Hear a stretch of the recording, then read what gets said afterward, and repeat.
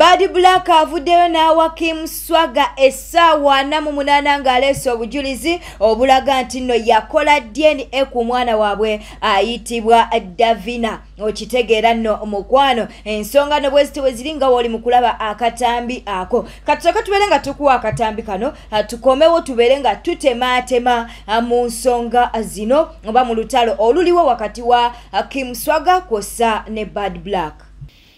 Omwana tebamweganira ku Facebook post emu bweti. We are not stupid. Kati ngenda kutandika naawe Kim Swaga nga bwe tunoonya Sepuya. Kati mwami Kim Swaga ekiwandiiko ekyo ekiri waggulu kiva mu balooya bange bamusangala advocate nga nkuwadde essaawa 48 odisclosing results ezo. Twagala kopi za results ezo DNA gye wakola. Tusaba ku kopi eyo gye wakola. Njagala ogipostingeko ku Facebook totya nkuwadde olukusa. Omale ogitwali mu balooya bange ekiwandiiko kuliko ennamba zaabwe. Essaawa 48 senga ziyita nga tonnampa ezo results. Nenda kuba okugulako omusango gwa defamation, child negligence, obutalabirira mwana. Nenda kubanga okugulako omusango gwa minor privacy misuse. Naye senga omala okutuwa eyo results, I'm ready for another DNA. Nenda kola second DNA nawe ngomaze otuwa DNA eyo eyasooka gye wakola kansubire ku myaka 48 gy'olina osobola okipinga ekiwandiiko ekiri sensitive bwekityo. So mbadde nsaba otuwe ku results mu buntu bulamu. Nsigadde wano nayenze online parent era nga maama ali mu Saga. I'm accepting the second DNA tuweeko ku yiyo. So second DNA it means tujja kuba tukonfaminga Sepuya tujja kumulaba nga gwe owedde. Sibe bulungi mwera. Akatambi nno okeeko kati ensonga tuzitemeeteme bulungi era tuzikwate bulungi. Naawe osobola okuteekawo endowooza yaawo mu comment section. Naye mukizudde nti nno Bad Black yandibanga ali mu kutya nti yali tasuubira nti nno Kim Swaga asobola okuvaayo n'abeeranga amwambalira. Jjukira nti Kim Swaga amuvumidde emyaka egisukka mu 10 ng'avuma omuntu y'omu n'amulangira buli kimu naye nga munnange omusajja ono oba omuvubuka ono tavaayo nkwewozaako. Kaakati lwalinga lwe yavaayo kwe kuvaayo n'abotola ebyama ng'amulaga nti nno munnange yali yakola DNA. Era okuva olwo Bad Black akola post ku post, video ku video. Kale no munange simanyi oba gwe olowooza ki? Nenze ndowooza nti Bad Black alabika yali tasuubira nti no Kim Swaga asobola okuvaayo n'abeera nga ate amwabya. Okitegeera nno ate era kandibanga kati bano bali mu katego kuba nti nno bakwata eddwaliro baagala kubeera nga bategeera eddwaliro bwebanga kituufu DNA yakolebwa baagala kubeera nga bategeera eddwaliro eryakola DNA nga mama w'omwana tamanyi. Oba mukitegeera asimanyi oba waliwo abalina endowooza yange naye nze ndowooza nti bano baagala kutegeera ddwaliro era eddwaliro eryo erinaamanyika bajja kubeera nga munnange nabo babatwala mu kooti babavunaane bakola batya DNA nga maama w'omwana tamanyi. Okitegedde nno mukwano. Kaakati nnaate ne Kim Swaga wano nno kaba kabikkuse. Lwaki wekizuulwa nti nno yali alimba ng'alinga bano abasajja abatayagala kuba nti nate bakola obuvunaanyizibwa okulabirira abaana baabwe oba omusaayi gwabwe kaba nno kaweddemu bajja kubeera nga bamuguddemu. Okitegeera nno naye nga munnange ensonga bwezite weziri naawe osobola okutwegattako ng'oleka obubaka bwawo mu comment section gw'otuwe endowooza yo gw'olowooza ki. Naye nga Bad Black ye awadde Kim Swaga essaawa 48 ng'aleese obujulizi obulaga nti no munnange omwana Davina yakolebwako dda DNA. Katubeere nga tweyongerayo.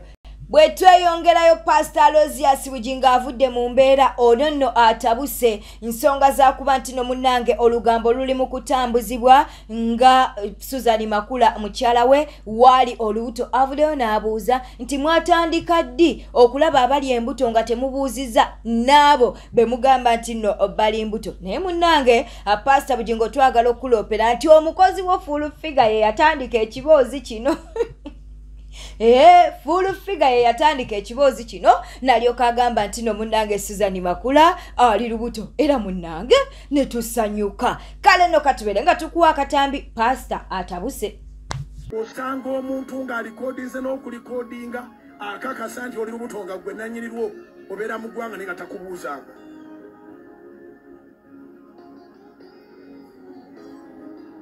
omuzantu gw'oyogerako nga bwali olubuto abeera mu mayiro meka tyansobola onomutuukako mu ddakiika emu wamubuuzaako oba ali lubuto kati ate publicity y'olubuto ogyokola ani akusasula twasama bwe tugendako ewa full figure simanyi lwaki full figure akyagaanya okuba nti no munnange yeesonyiwa Zubeda wadde nga Zubeda munnange olutalo yaluvaamu olw'ensonga nti no yafuna essimu okuva mu Buganda towakana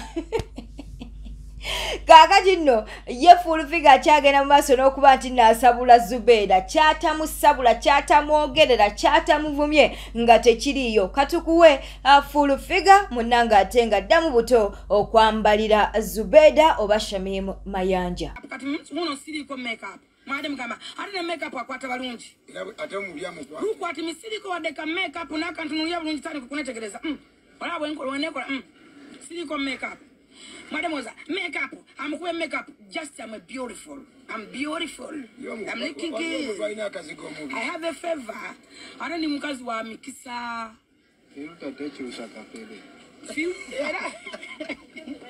Chibano nyana ntifuta tatu sakapere. Mugade mudeo. Futa tatu sakapere. Mushude chintu echo.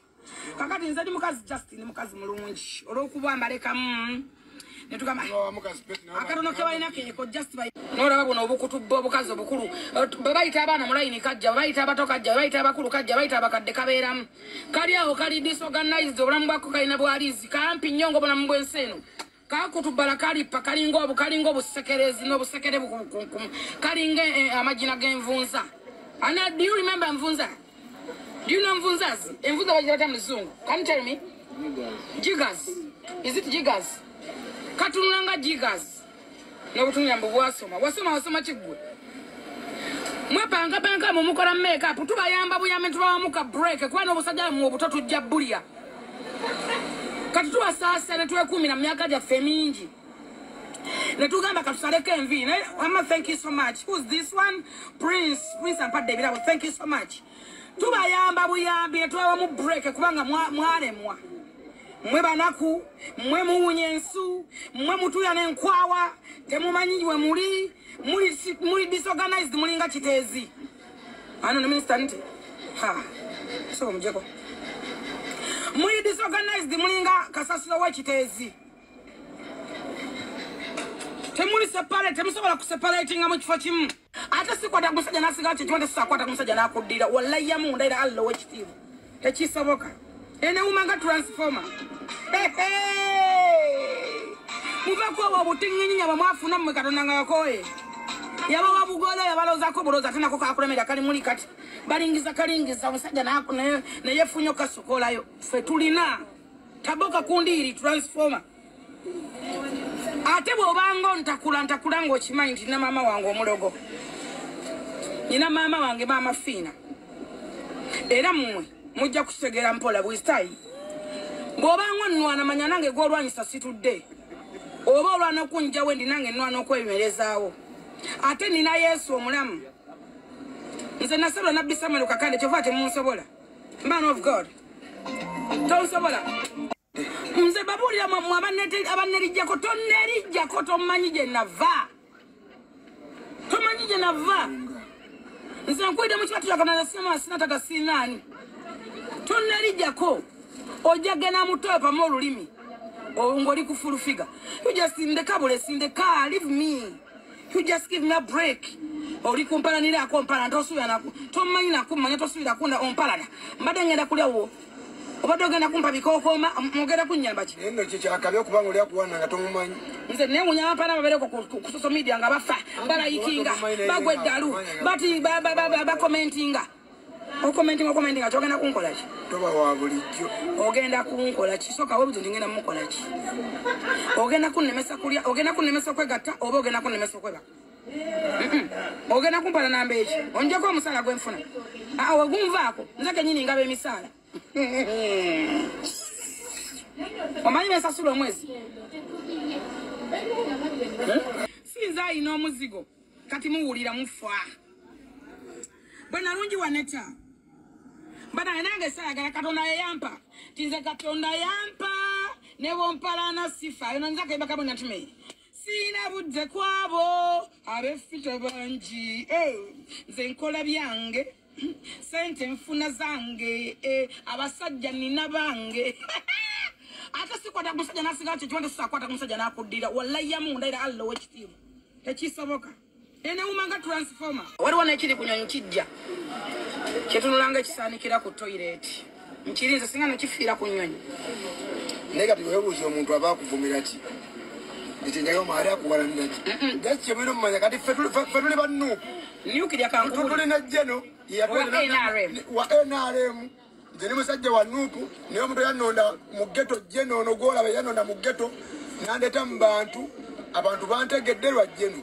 buli kimu nkifunirwa kuba ye full figure ovuze ku mmotoka nzivuze kati ongamba otya muno njawukayo naye olwokuba wa NRM nze ndi wa nuupu gyeyali yasiya kuba yingire eri mu galagi mbandika ovuze ku buli mmotoka mu maanyi gange kati byabala bakakulaba bakulaba bukulu nga byoya omuntu oli nakwogerera nze gwoyogerera omukolo gwabadde gwaba amu kiggundu basobola okuyita musakasi nasobola okuyita akumanyi yo aba akumanyi oza bameka bamanyi bameka ababaddeyo wankoze bubi ate jeno wandese wankoze bubi omukolo gwabadde gwaba amu gwa mama noziwa era gwabaddeko keti poromosoni twabaddeko keti twabaddeko bagagga berere